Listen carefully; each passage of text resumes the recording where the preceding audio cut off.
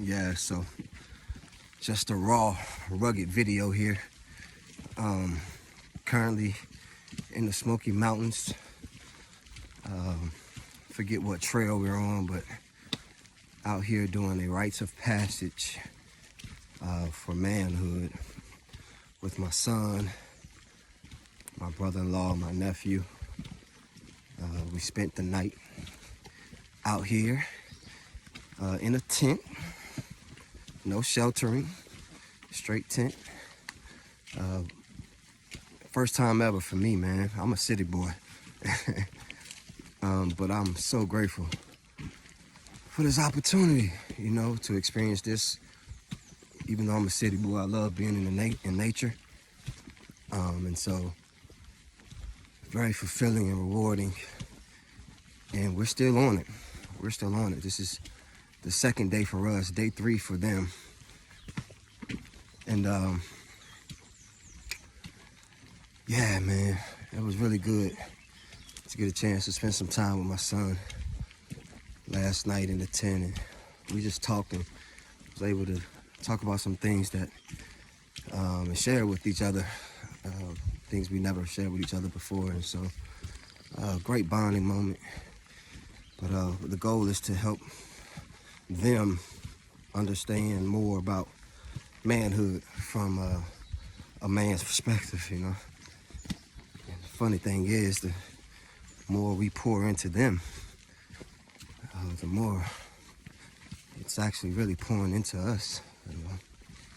I'm learning a lot about myself going through this process, and you know, realizing as I was walking this trail, you know, we're hiking miles. Like right now, we're on our individual walks. I think it's about 1.5 miles where we were walking by ourselves. I think all total today is about a 5-mile journey. Yesterday it was, I think, 2.5, almost 3 miles. And I was just thinking, man, like, man, I'm walking with my dad's cane that he doesn't want because he said he's not old enough to have a cane. And I got it for him because he was having some knee issues, knee pain and struggles, which by the grace of God, it's getting a little better for him. But, you know, that'll be what, 70, man, that'll be 75 this year. Still working, over 50 years of experience of working. Still waking up every day, going to work. But it dawned on me that I will never have an opportunity to walk this type of trail with him. I think that moment in his life has passed. He wouldn't be able to walk this with this cane or even without the cane. It just shows me how much life is fragile and how much time has an impact on us, you know. So I'm grateful that I'm able to have his cane and charge it up as I'm using it. You know, because maybe one day he will need it, and I pray one day he may need it. He may not need it, but if he does need it, I'll be thankful that he's living long enough to need it, you know? And I'll give it to him and it'll be charged up, nice and broken in for him, you know? But I said all that because I'm grateful that I'm able to have this moment with my son. I'm giving him something that I never had a chance to experience with my dad and will never have a chance to experience with my dad. But he has a chance to experience it, but also I have a chance to experience it with him. And even in that, I'm grateful because I was able to call my dad while we were driving up here. And And so though he may not have been able to come with us physically, he's here with us in spirit. And he was able to pour in a little bit on the drive here. And he was able to talk with Trey and myself. And so, you know, that's 3 generations, y'all. Senior, junior, now the 3rd. And when we met the tour guide, she asked what was our names. And of course I said, my name's David. And she asked him what was his name. And he said, David. And we just kind of laughed. She's like, David and David. And she, you know, asked was he a junior. And before I can get it out, he proudly spoke up and said, no, I'm the 3rd. And that means a lot to me. Because I think it's easy for us to expect our sons to have, you know, gratification for us and respect for us, you know, especially when they're named after us. And sometimes, man, it can be a lot of weight to carry on a name, especially when it's the same name, you know. There's expectations and things to live up to or things to live down from, depending on what kind of example you had before you. And I, you know, was explaining to the guide. I was like, yeah, he has the, and I was trying to find what words to use because I didn't want to put anything on him.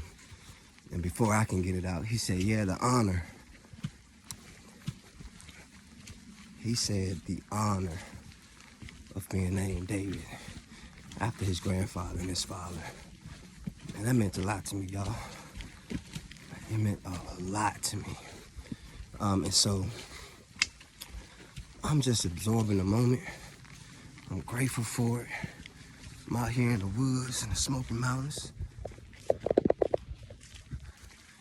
by myself right now. And, you know, I'm grateful for my brother-in-law. Such a stand-up guy, man. From day one since I met him, you know. And so he's come up with an acronym for the Rites of Passage. It's called Real Man.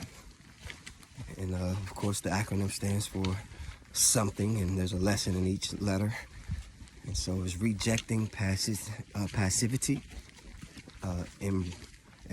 engaging with God, accepting responsibility, leading with courage, that's real, and man, maintaining boundaries, and acknowledging fear, and N is never giving up. And so as we slept outside in the cold, in the rain, all those things are just coming into play. And some things I noticed about myself, the 2 biggest things I take away this trip for me personally is the R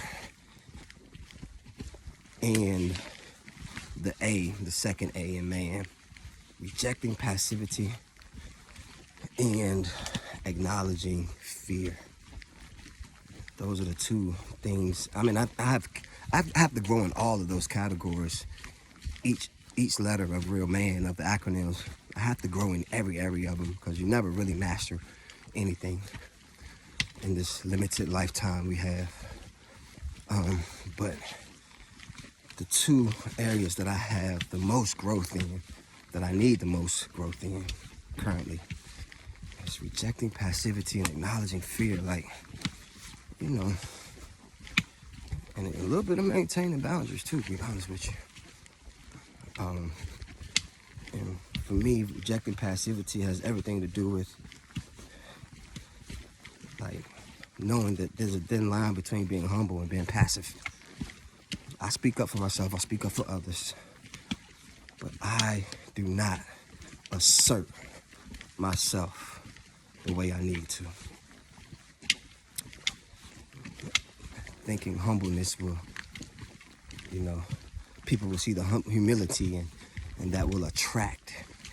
But no, you gotta have a little more assertiveness and not be passive and go after those things that you really, really are wanting to accomplish and go after it. That's what I'm pulling away from this trip. And, you know, maintaining boundaries, even though I am becoming more involved in church ministry,